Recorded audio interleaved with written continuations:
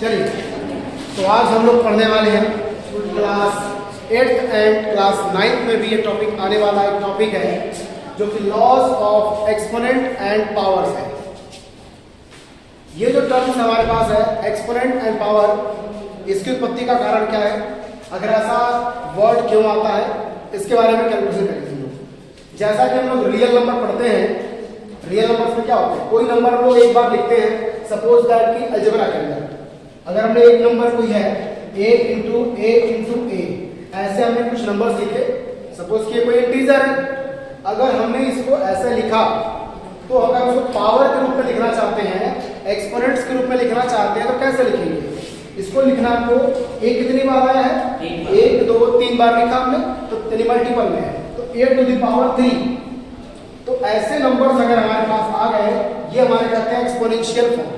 किसी भी नंबर का इसको कहते हैं एक्सपोनेंशियल फॉर्म, इसको बोलते हैं एक्सपोनेंशियल फॉर्म कहते हैं इसको, किसी भी नंबर का।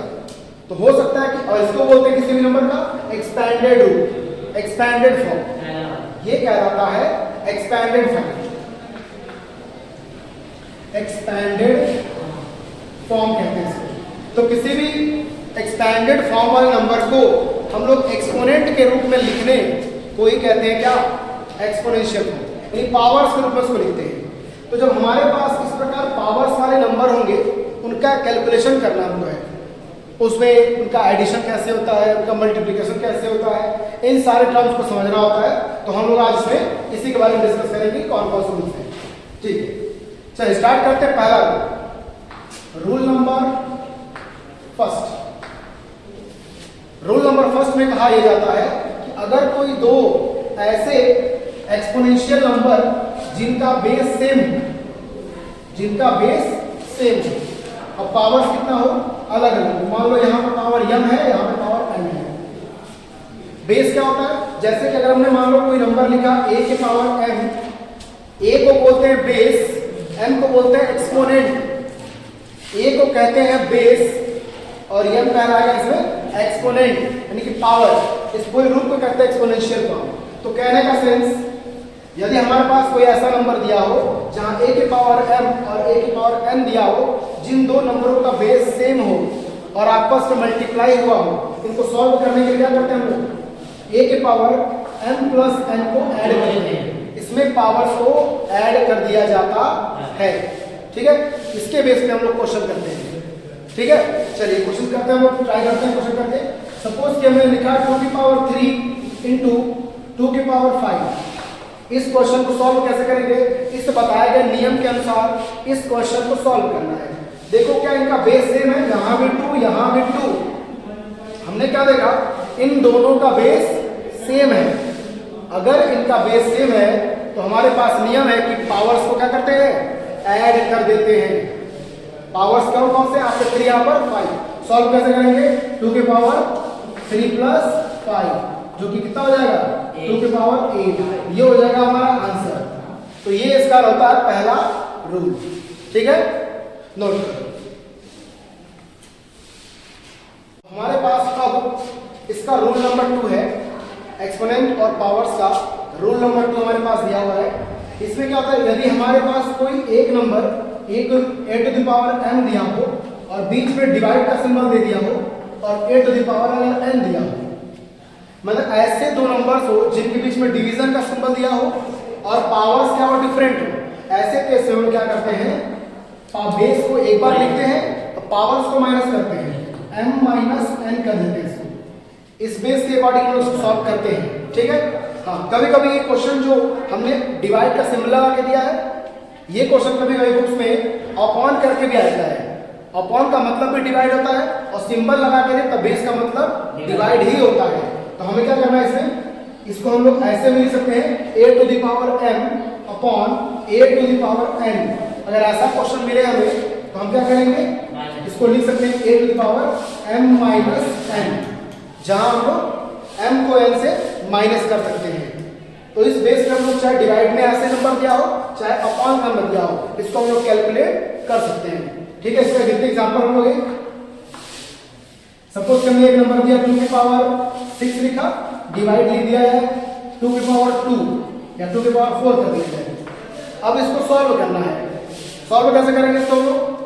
ठीक है, हमारे पास 2 की पावर 6 है, तो बेस सेम है दोनों में, हमारे पास बेस सेम है, डिवाइड का सिंबल है, डिवाइड में हम लोग माइनस करते हैं, तो कितना हो जाएगा 2 की पावर 6 माइनस 4। सॉल्व करेंगे तो 2 की पावर 2। हम लोग इसको एक्सपोनेंट फॉर्म में लिख के छोड़ सकते हैं और चाहे तो इसको एक्सपैंड कर सकते हैं कि 2 का स्क्वायर का मतलब 4, तो आंसर हमारा कितना आ जाएगा 4। डिवाइड सिंपल में था, हमने ऐसे किया। ये क्वेश्चन हो सकता है कि हमारा अपॉन में आ जाए, अपॉन में आएगा तो भी हम लोग इसको ऐसे ही करेंगे। सपोज कि 3 के पावर दिया है 6 और नीचे दिया 3 के पावर 4 दिया है, इसको सॉल्व करना है, अपॉन में लिखा है तो भी कर सकते हैं। नीचे वाले नंबर्स का ऊपर लेके जाएंगे तो कितना होगा 3 के पावर कितना हो गया 6। एक बात पर ध्यान देना है, यदि नीचे वाले नंबर का एक्सपोनेंट प्लस में होता है, जब नीचे का ऊपर जाता है तो उसका जो एक्सपोनेंट होता है माइनस होता है। ठीक है, इस बात का ध्यान रखिए।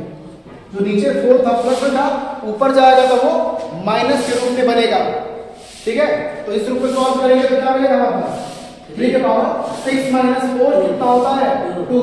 अब 3 का स्क्वायर का मतलब 9, ये हो जाएगा हमारा स्क्वायर 3 3 जा 9। That's it. ये दो केस हमारे पास में है, उसको नोट कर लो।